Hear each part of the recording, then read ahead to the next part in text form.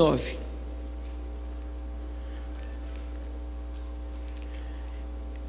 Isaías 59. Nós temos que ficar muito alerta. Essas mensagens assim, são mensagens que as pessoas não dão muito glória a Deus.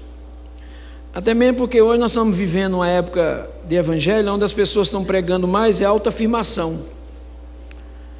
Jesus pode te dar isso, Jesus pode te dar aquilo. Eu não tenho nada contra isso, porque eu também creio nisso. Mas muitas vezes está se tornando um vício na igreja. A igreja vem para congregar e ela já sai de casa pensando: hoje eu vou receber uma palavra de motivação, eu vou lá receber uma palavra de bênção. Mas aí a gente pensa nas bênçãos, só em bênçãos, às vezes material, coisa, conforto e etc, etc. Mas existe uma coisa também que nós precisamos estar muito alerta. Isaías capítulo 59, com o tema: o que te afasta de Deus? Diz assim: eis que a mão do Senhor não está encolhida para que não nos possa salvar, nem os seus ouvidos agravados para que não nos possa ouvir.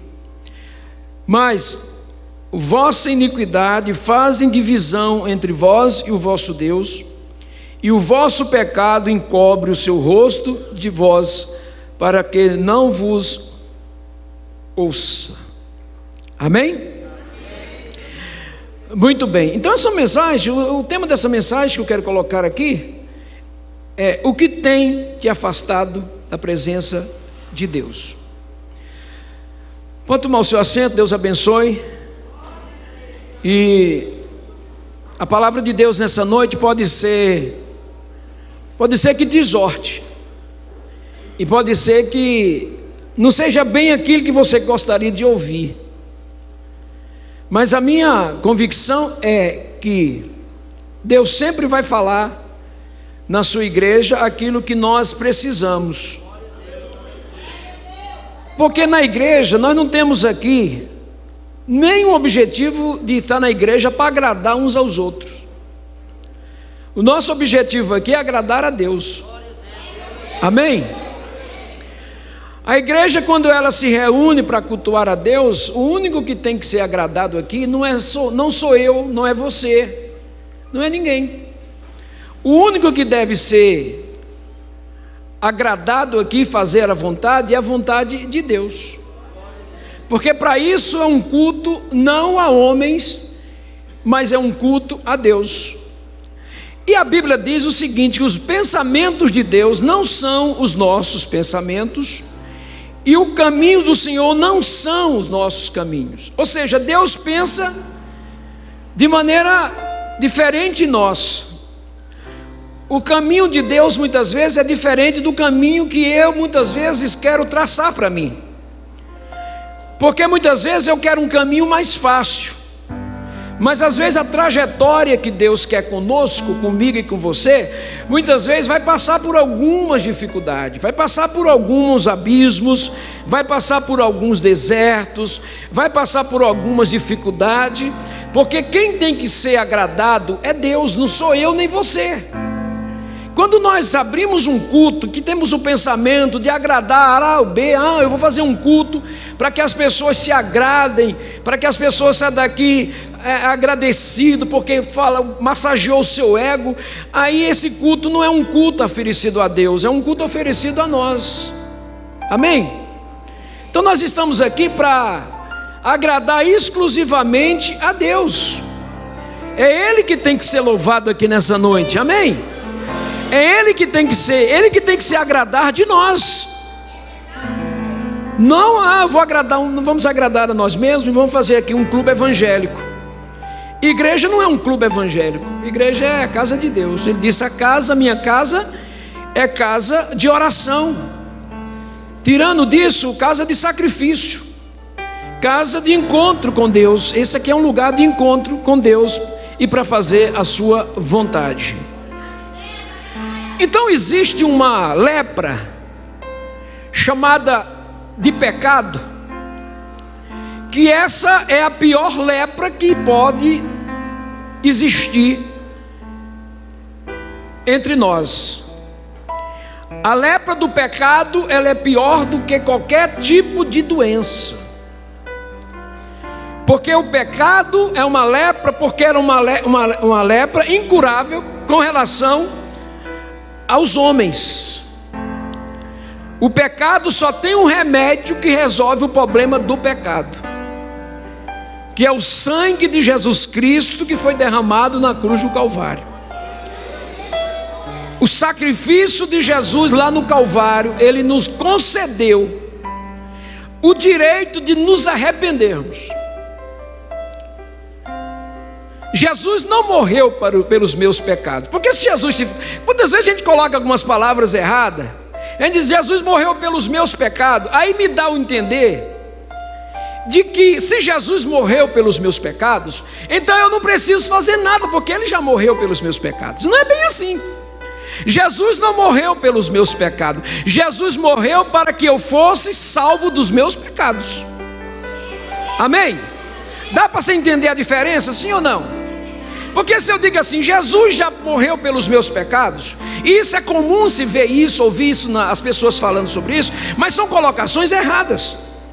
Porque se Jesus morreu pelo meu pecado, Ele já pagou, então eu não preciso fazer nada, eu já estou salvo. Não é bem assim. Jesus não morreu pelos meus pecados. Jesus morreu para me dar uma chance de que eu tenha os meus pecados perdoados mediante a crença no nome de Jesus Cristo. Aí até mesmo dá para entender que só são salvos, ou serão salvos, aqueles que der crédito a isso que aconteceu no Calvário.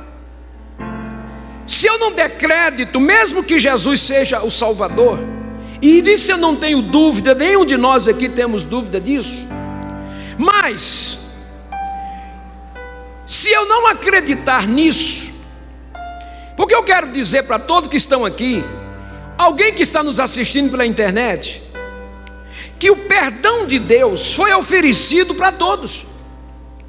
Quando Jesus morreu na cruz do Calvário, Ele não tinha alguns preferidos. Por isso que eu não acredito na lei da Bíblia, a lei da predestinação. Porque se eu acreditasse na predestinação como item para a salvação, eu diria que Deus era injusto. Por que Deus disse, esse aqui está escolhido para ser predestinado para o céu, e esse aqui está predestinado para o inferno? Isso não é verdade. Quando Jesus morreu na cruz do Calvário, Ele ofereceu o perdão para todas as pessoas que palmilhar sobre essa terra, tanto aqueles que já morreram, aqueles que estão atual e aquela geração que virá ainda. E o perdão de Jesus Cristo foi a morte dele, oferecer esse perdão. Porém, eu preciso acreditar nisso, porque se eu não acreditar, esse perdão não vai me alcançar. Porque essa graça da salvação, ela alcança os homens que aceitam o perdão de Jesus Cristo como uma via do encontro com Deus. Amém? Então o perdão, ela é opcional. Se eu quiser aceitar o perdão, eu tenho a salvação. Se eu não quiser aceitar o perdão, que eu já fui perdoado na cruz do Calvário, mas eu preciso acreditar nisso e crer aqui, acreditar aqui nesse contexto que eu estou falando para você.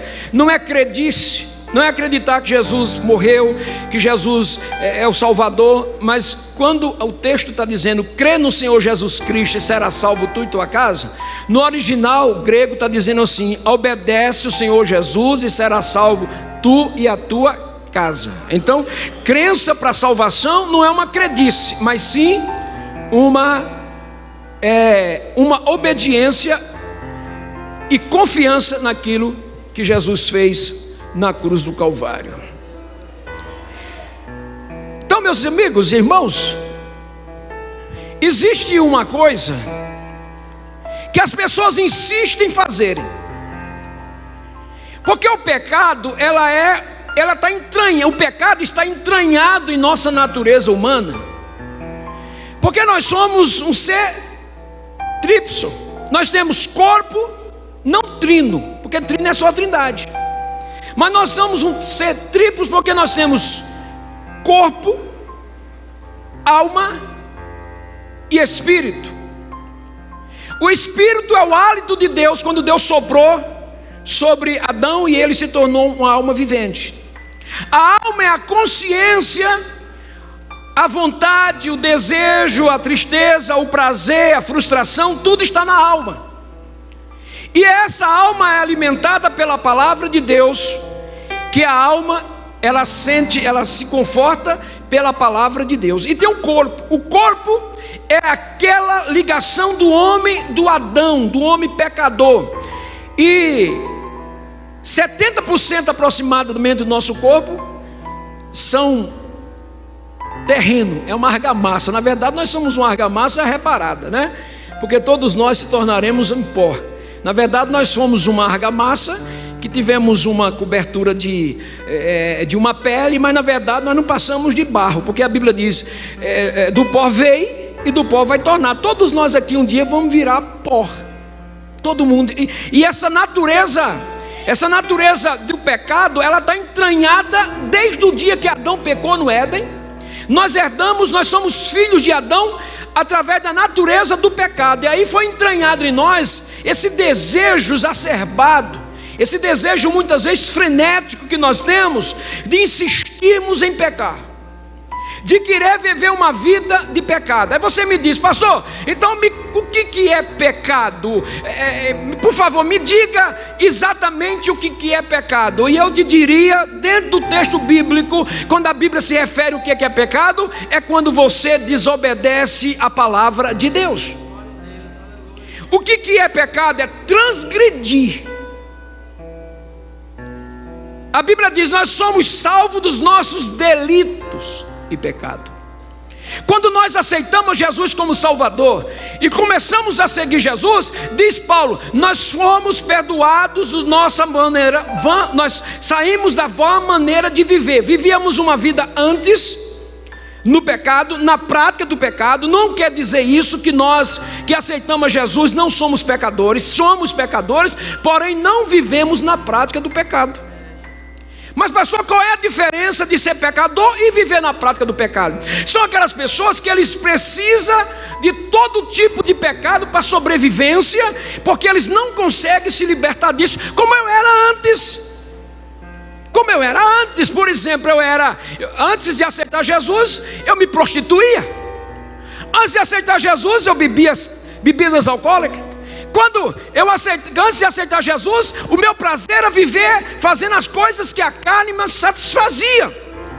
Mas agora, depois que eu aceitei Jesus, os meus delitos e pecados foram perdoados por Jesus Cristo, porque eu aceitei a Jesus, porque eu criei que Jesus morreu no Calvário para me dar a oportunidade de eu me arrepender e aceitar Jesus como Salvador e ter a vida transformada. Então hoje eu não preciso, como muitos aqui que estão aqui dentro, não precisa mais desse tipo de comportamento para sobrevivermos. Por exemplo, eu não tenho nenhum desejo, e quando vem um desejo na minha vida, porque desejo vem, porque nós não somos anjos ainda, nós não somos humanos. Nós ainda, Paulo diz assim, olha, nós ainda temos algumas tentações, até mesmo porque nós estamos aqui na terra. Nós temos as mesmas, o servo de Deus, o crente em Jesus Cristo, tem desejos como aquele que vive no pecado. Só que uma coisa, desejo não é pecado.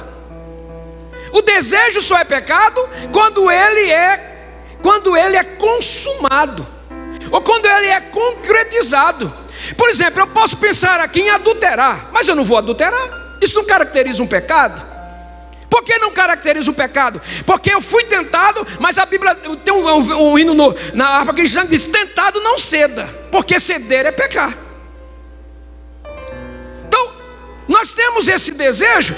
Ora, quantas vezes vem na cabeça da gente o desejo de tomar uma cerveja gelada? Agora eu pergunto se vocês também não têm, porque eu tenho. Quando está aquele calor que você vê aquele passando que já está... Mas dá uma vontade. Mas aí o Espírito Santo chega e diz, você não precisa disso. Aí eu não preciso daquilo. Então isso caracteriza que eu não vivo na prática do pecado. Por exemplo, eu tenho desejo de prostituir. Alguém tem desejo de prostituir? Quem não tem? temos, mas por que não aceitamos e não conformamos isso? Porque nós temos hoje a liberdade em Jesus Cristo, que Ele preenche o meu coração e automaticamente eu não preciso disso para viver. Aí a diferença daqueles que são pecadores e daqueles que vivem na prática do pecado. Jesus disse, quando eles disseram assim, nós somos filhos de Deus, nós somos filhos de Abraão, nós temos a descendência de Abraão, nós temos a primazia de sermos filhos da promessa. Jesus olha para eles e diz assim, vocês têm como pai o diabo. E eles ficaram olhando certamente, ficaram os olhos em Jesus e disseram, mas que coisa é essa? Como é que o Senhor diz que nós somos filhos do diabo, sendo que nós temos a promessa de Abraão? Porque vocês fazem o que o diabo manda. E a Bíblia diz lá em Pedro que aquele que você se torna, faz a vontade dele, você se torna escravo dele. Ou você pensa que as pessoas pecam muitas vezes porque querem pecar, automaticamente pecar? É porque muitas vezes não tem força para resistir à tentação, porque não tem a comunhão com o Espírito Santo de Deus e não acreditou ainda no sacrifício de Jesus na cruz do Calvário. Então o texto aqui está dizendo o seguinte, que a mão do Senhor, e aí você usa uma linguagem antropomorfismo, que é Deus se mostrando como homem, porque eu não posso ver Deus com a mão como a minha.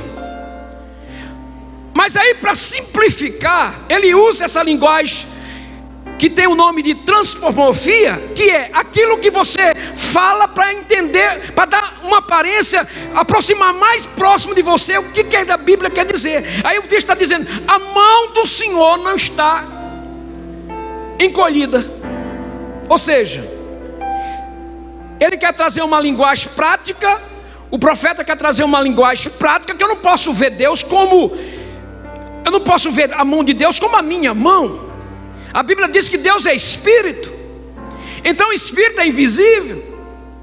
Mas para simplificar as coisas, ele diz, a mão do Senhor não está encolhida. Aí quando o profeta diz isso, eu entendo como é que é uma mão encolhida. A mão assim é o quê? Quando o seu braço está assim, o que é que quer dizer? Está esticado, apontando para alguma coisa, não é isso? Quando você faz isso, o que é que seu braço está? Encolhido. Significa que esse braço está sem ação, sem mobilidade. Aqui ele está em ação. A mão estendida, braço estendido. Assim, braço encolhido. É braço, mas está encolhido. Significa dizer que ele não tem ação. Quem é essa mocinha aqui? É visitante, né? Aí o texto diz assim, ó, eis que a mão do Senhor não está encolhida, ou seja, imóvel, para que não possa salvar, nem os seus ouvidos estão agravados para não poder ouvir. Então o profeta está tendo uma visão de um Deus que é acessível a todos nós. Você não precisa acreditar num Deus transcendente, ou seja, um Deus que está lá, isolado, sentado no seu trono, e que não está nem aí para a gente. Como alguém disse, será que Deus não está vendo isso? Quando acontece algumas tragédias, quando acontece assim um crime que choca a nação, coisas terríveis, aí as pessoas dizem, será que Deus não está? Será que Deus não está vendo isso? Aí outros dizem, será que Deus não está ouvindo isso? Claro que está. Deus ouve todas as coisas, Deus vê todas as coisas. O que o texto está dizendo, o seu braço não está encolhido, os seus ouvidos não estão agravados para não poder nos salvar. Ou seja, significa que o nosso Deus é um Deus eminente, pessoal, e que está entronizado entre nós. Porque se você ler no capítulo 57, se você voltar a Bíblia aí um pouquinho, no capítulo 57 desse profeta, no versículo 15, olha o que ele diz aqui, ó. Porque assim diz o alto, o sublime, o que habita a eternidade, cujo nome é santo, e um alto santo lugar habita, também com os contritos e abatidos de espírito, para verificar o espírito do abatido e para verificar o coração do contrito. Aí esse profeta me dá uma visão de um Deus que, o mesmo instante que ele é transcendente, habita as maiores alturas, está a milhões e milhões de anos-luz. Você sabe que um ano-luz é uma estrela que sai aqui em janeiro, 1º de janeiro. O que é um ano-luz? Uma estrela sai aqui 1º de janeiro. Dia 1º de janeiro ela dá uma velocidade de mais ou menos 300 km por hora. E quando dá 31 de dezembro ela chega num ponto. Aí você imagine o tamanho da distância de um ano-luz. E a Bíblia diz que Deus habita a milhões de anos-luz distante de nós. Mesmo esse Deus transcendente que habita a milhões de anos-luz, está aqui nessa noite, porque Ele está dizendo: eu também estou entre os contritos. Aleluia. Você sabe o que é contrito? É quebrantado. Você sabe o que é quebrantado? É ter comunhão com o Espírito Santo. Então, se você tem comunhão com o Espírito Santo, Ele está aqui. E se você não tem, Ele quer entrar na tua vida. Amém? Então, o profeta vai me dar essa visão de que Deus está ao alcance de todos. Eu vou provar para você na Bíblia aqui, olha aqui, ó. Isaías capítulo 55 e versículo 6 diz assim, olha: buscai ao Senhor enquanto se pode achar. Ou seja, ele está dizendo: gente, eu estou aqui, invocai-o enquanto está. Mas como é que ele habita a milhões de anos-luz e está perto? Amém? É Deus se apresentando, dizendo assim: eu quero comunhão com você. As minhas mãos não estão encolhidas, o meu braço não está encolhido, os meus ouvidos não estão gravados para te abençoar. Porque se tem alguém interessado em me abençoar, chama-se Deus. Deus está interessadíssimo em você. Porque a Bíblia diz que nós somos feitos imagem e semelhança dele. Ou seja, um Deus que habita o sublime e altíssimo trono. A Bíblia diz que rodeado de majestade, onde tem 24 anciãos que adora, e todo o seu universo, todo o universo, céu, terras e mares, galácticas e todos os planetas, todas as vias planetárias, todo esse universo está debaixo da sua autoridade. E ele está sentado em um acessível trono. Sabe o que quer dizer isso? Num trono que é o trono dos tronos. Ninguém tem um trono igual a Deus. No entanto, esse Deus é tão maravilhoso, esse Deus é tão lindo, que Ele está dizendo: eu estou aqui também no coração de vocês. Sabe por quê? Sabe por que Ele diz isso? Porque nós, os homens, na terra, é a maior criatura, é a obra-prima de Deus. Ah, você não entendeu o que eu falei, eu vou falar de novo. Porque se não mereceu uma glória, você está muito ruim. Mesmo você com esse nariz grande, mesmo você com essa dor na coluna, e já ficando, aparecendo arrugas no seu rosto, você é a coisa mais importante de Deus aqui na terra. Aleluia. Existe alguém que te ama incondicionalmente.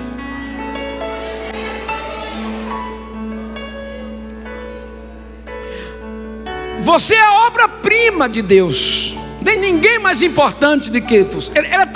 Você é tão importante para Deus. Somos tão importantes. A humanidade é tão importante para Deus que Jesus, que a Bíblia diz lá no Evangelho de João: Deus amou o mundo de tal maneira que deu seu Filho unigênito. seu único filho, para que todos aqueles que nele crê não pereçam, mas tenham a vida eterna. Então esse Deus, ele está aqui nessa noite. Ah, pastor, mas eu não estou vendo. Mas não é para você ver, é para você sentir, é para você crer. A Bíblia não diz que você tem que ver, a Bíblia diz que você tem que crer. A Bíblia diz: bem-aventurados são os que não viram e creram. Então eu não estou aqui para ver Deus, eu estou aqui para crer em Deus. Amém? Amém ou não? Eu estou aqui não para ver, eu estou aqui para crer. Eu estou aqui para crer. Eu acredito que Ele está aqui. Eu acredito que esse lugar está cheio da glória de Deus. Agora você precisa sentir essa glória de Deus aí na sua vida. Então esse homem, esse Deus que não está com as suas mãos encolhidas, não está com seus ouvidos agravados, está dizendo para mim e para você nessa noite, que você pode alcançá-lo. O profeta diz: é tempo de buscar o Senhor. Buscai o Senhor e vivereis. Buscai o Senhor e tereis vida. Buscai o Senhor enquanto se pode achar, porque vai chegar certamente um dia que Ele não vai ser achado, mas hoje Ele pode ser achado por você aqui nessa noite. Mas existe uma coisa que mobiliza o próprio Deus. Aí você me pergunta aí, você pensou em perguntar para mim, e eu vou te responder: pastor, você não disse que Deus é poderosíssimo? Como que alguém impede Ele?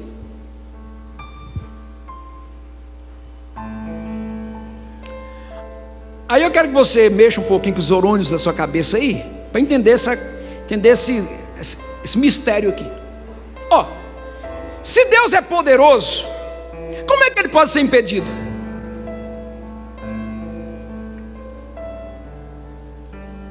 Isso não é uma discrepância, não. Isso não é uma contradição, não. Não. Mas aí eu quero te explicar que existe algo que mobiliza Deus. Mas que coisa terrível é essa que imobiliza Deus? Olha aqui.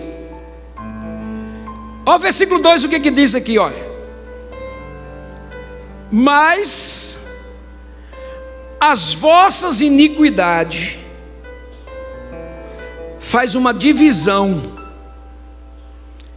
entre vós e o vosso Deus,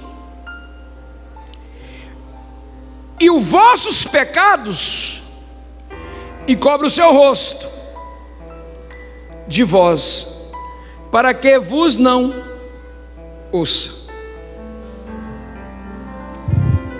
Então tem alguma coisa que pode impedir uma ação de Deus na tua vida? Tem. O que? Pecado. E eu já disse antes que o pecado é transgredir contra Deus. E aí como é que você pensa? E essa humanidade toda pensa. E muitos pensam assim, porque quantos habitantes nós temos nessa cidade? Do Recanto das Emas? 200 mil habitantes? Se você for em todas as igrejas que está pregando agora, você vai encontrar, desses 200 mil habitantes do Recanto das Emas, você não vai encontrar 10%, que vai dar 20 mil. Olha que não tem. Olha que não tem. Eu vou baixar um pouquinho mais. Se todas as igrejas que estão abertas agora pregando o Evangelho e a verdade de Cristo, se tiver 10% de 200 mil pessoas, vai ter 10 mil pessoas. Aonde está as 199 mil que moram aqui no Recanto das Emas essa hora?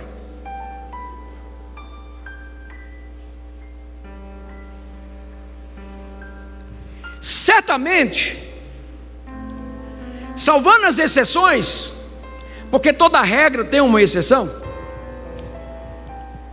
uma maioria esmagadora está nesse momento fazendo aquilo que a Bíblia diz que não é para fazer. Tem muita gente nos motéis se prostituindo nessa hora, tem muita gente fumando droga essa hora, tem muita gente mentindo nessa hora, tem muita gente matando essa hora, tem muita gente criando maldade, pensando maldade no coração essa hora, e eles estão fazendo justamente aquilo que impede uma ação de Deus na vida deles. E aí essas pessoas acham que estão certo. Eles estão andando na contramão da Bíblia, porque a Bíblia diz que o pecado faz a divisão entre Deus, coloca uma parede no meio, impossibilita Deus de agir, porque a Bíblia diz que Deus ama o pecador, e Deus mostra isso muito claro na Bíblia. Deus não precisa nem provar isso, o tanto que Deus ama a todos nós. É tanto que o amor de Deus foi capaz de sacrificar o seu próprio filho. E quem tem coragem de fazer isso, a não ser um grande amor? Quem tem coragem de dizer: meu filho, você vai sair da glória, que tudo está aqui em sua volta, você é o leão da tribo de Judá, todo o céu reverencia você, você é o máximo aqui do céu, você é o ápice da minha criação, você é o ápice da minha geração. Mas você vai lá nascer no ventre daquela moça que está lá, depois você vai nascer e você vai passar uma trajetória terrível, e para isso você tem que se esvaziar disso tudo e tomar a forma de um homem e depois morrer numa cruz. Meu amigo, quem é capaz de fazer isso a não ser o amor de Deus? Procura aí. Procura se você tem coragem. Eu não tenho, eu não vou ser hipócrita dizer que eu vou dar meu filho para morrer por ninguém. Cada um que se vira. Não, eu não dou. Eu não tenho essa santidade de dar alguém para morrer por alguém. Nem eu morro por ninguém. Mas o bom pastor morre, mas o bom pastor é Jesus. Eu não. Nem pensar que eu vou morrer por você não. Se eu numa fila para morrer aqui, eu vou ficar por último. Eu não sou besta. Mas quem pode fazer isso? Como é que se explica? Como é que você ainda diz que Deus não te ama? Alguém que foi capaz de fazer o maior sacrifício. Isaías, capítulo 53, versículo 10 diz o seguinte: e Deus agradou moê-lo. Como é que alguém está moendo o seu filho e você está dando risada? Mas é o que a Bíblia diz, que Deus agradou moê-lo, fazer-o enfermar, mas o castigo que nos trouxe a paz estava sobre os seus ombros, e pelas suas pisaduras fomos sarados. Mas as pessoas não querem entender isso. Sabe por quê? Porque as pessoas pensam que o amor de Deus, escuta aqui, Deus é bom, mas não é bonzinho. Deus é amor, mas é justiça. O amor de Deus não aniquila a justiça de Deus. Não, mas se Deus é amor, então eu posso fazer o que quiser e Ele tem a obrigação de me salvar. Ei, você está errado, porque o que Ele tinha para fazer por você, Ele já fez. Antes que você nascer, a Bíblia diz, antes que esse mundo existisse, Jesus já tinha morrido no Calvário por você. Ele é bom? É. O próprio Jesus disse, eu não sou bom, bom é o Pai. Mas Ele é justo. E por que Ele é justo? Porque a justiça dele sacrificou alguém para me dar a oportunidade de salvação. Então as pessoas estão fazendo justamente o que a Bíblia está dizendo que não é para fazer: se prostituindo, fazendo o que não deve, idolatrando imagem de escultura, colocando uma imagem dizendo aqui, esse é o meu Deus, beijando mão de papa, achando que o papa salva ninguém. Pastor e papa não salva ninguém.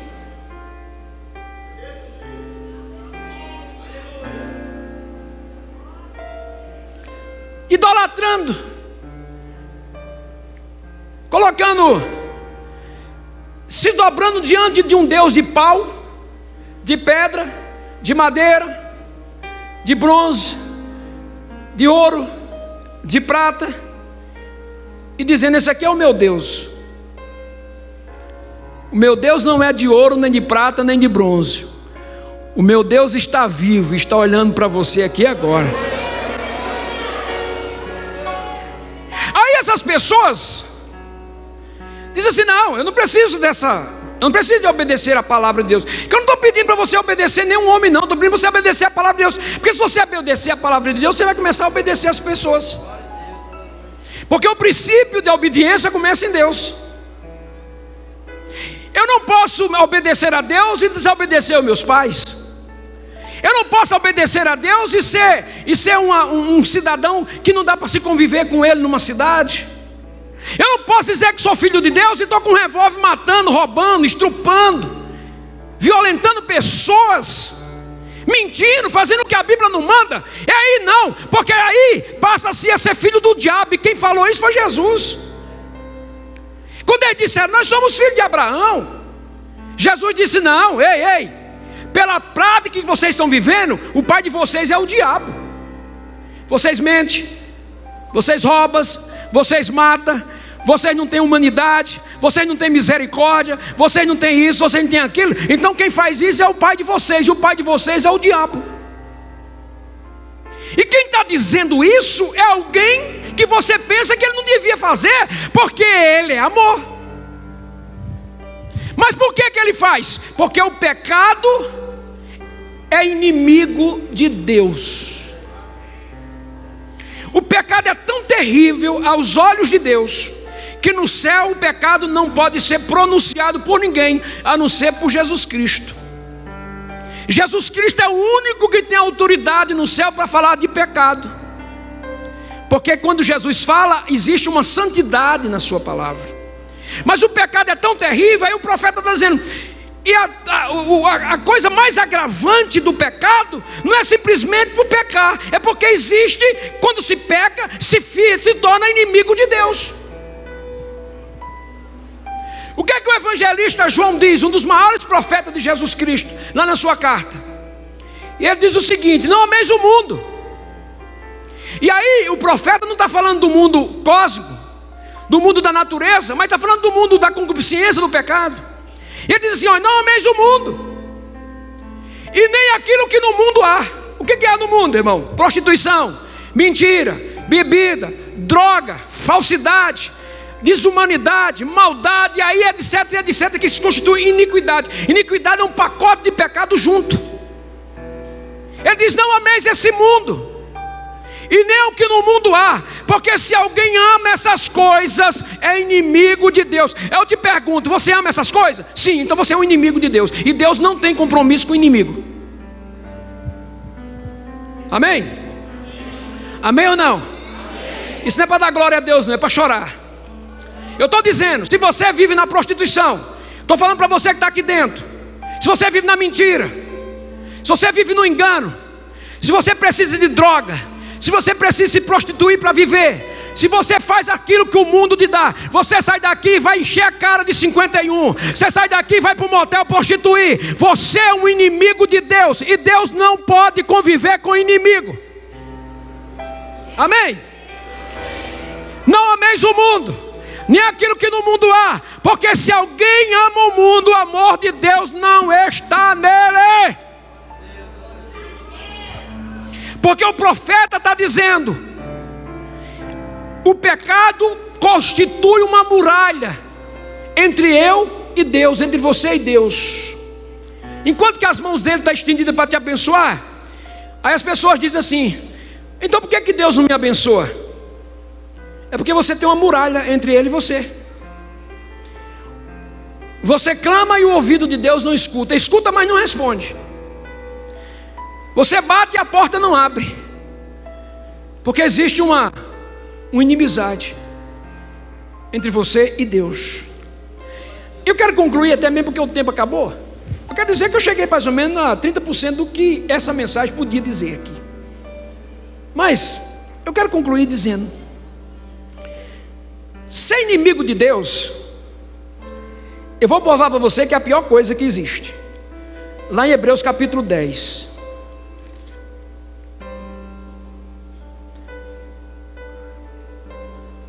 É terrível ser inimigo de Deus. Olha o que diz aqui. Horrenda coisa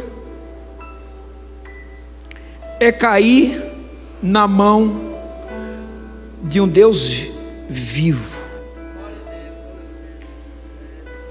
O inimigo de Deus vai cair na mão de Deus. E a Bíblia diz assim: horrenda. O que você entende com horrenda?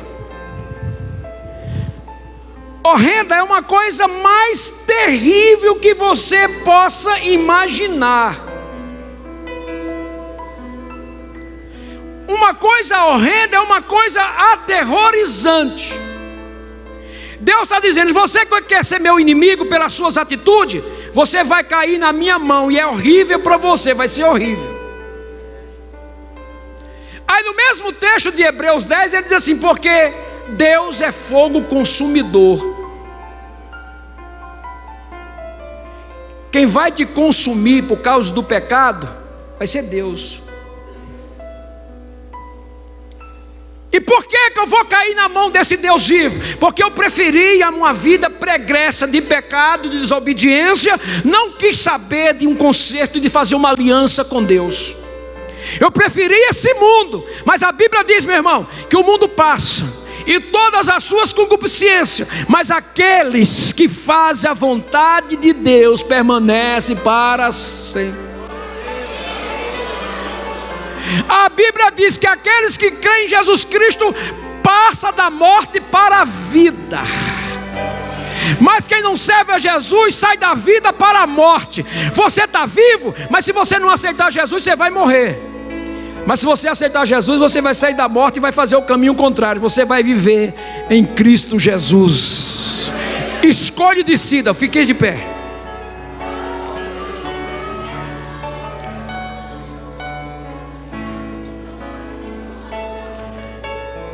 A Bíblia diz: eis que eu ponho dois caminhos entre você. Eis que eu ofereço para você dois caminhos: o caminho da vida ou o caminho da morte. Escolha um e continue. Você quer continuar no caminho do pecado? Continua, você tem liberdade de fazer isso. Mas o final vai ser triste. Mas se você quer escolher o caminho de Jesus, o final é vida eterna em Cristo Jesus. Se tem alguém nessa noite que quer mudar de posição, eu te convido para você vir aqui agora. Eis que eu apresento o caminho da morte e o caminho da vida. Procurai um dele e prosseguir.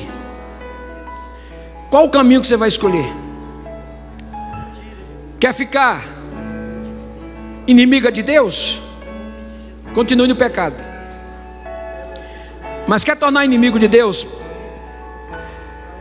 Se arrepende dos seus pecados e Jesus vai te dar vitória. Aleluia. Venha, venha, Jesus te ama.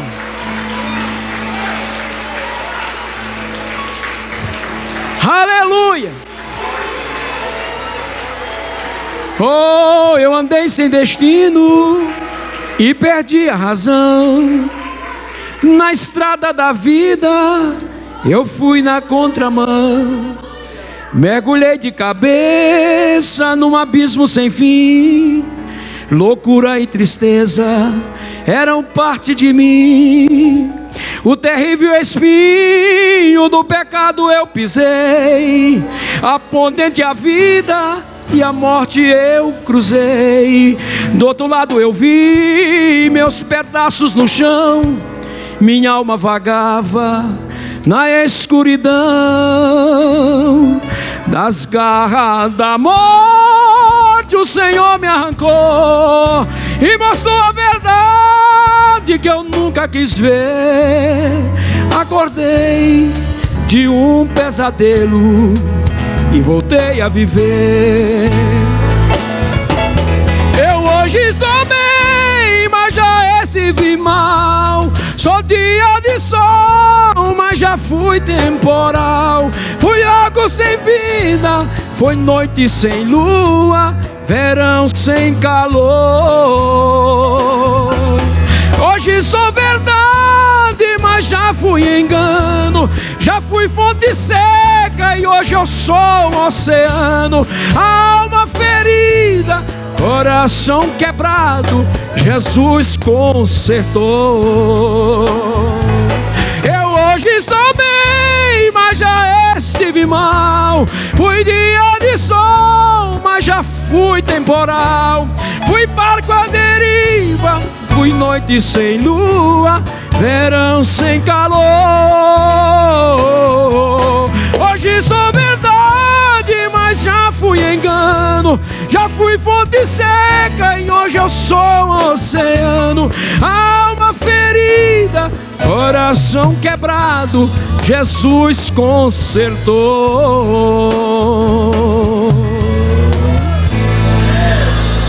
Aleluia! Ei, existe uma ponte. Existe uma ponte que vai te levar ao pecado, mas existe um caminho que te leva a Cristo. Aleluia! Vem, tem mais um jovem ali. Sai do seu lugar, meu amigo. Jesus te ama. Aleluia! Deus abençoe vocês que estão aqui na frente, voltando para Jesus, aceitando Jesus como Salvador, colocando Jesus no coração. A melhor coisa que vocês estão fazendo hoje. Esse mundo, meus amigos e irmãos, aqui não tem nada para nos oferecer. Jovem, a sua vida não pode ser gasta pelas drogas. A sua vida não pode ser gasta pela prostituição. Pega o teu dia de vida, vai fazer alguma coisa boa na tua vida, seguir Jesus. E você vai ter bênçãos aqui na terra, você vai ser abençoado, Deus vai te abençoar. E lá no final você vai morar com Jesus. Isso é que o nosso objetivo é Jesus. Nós estamos aqui caminhando com Jesus. Então Deus abençoe vocês. Eu vou orar por vocês, e que Deus escreva o nome de vocês no livro da vida, e que o Senhor segure na mão de vocês.